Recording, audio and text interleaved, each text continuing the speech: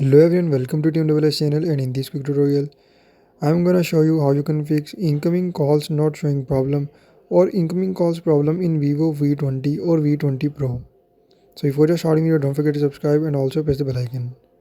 So if you are facing incoming calls not showing on your display screen or incoming calls problem in Vivo V20 or V20 Pro, first of all just go to settings and watch complete video. Follow every single step. Hope so this will fix your problem.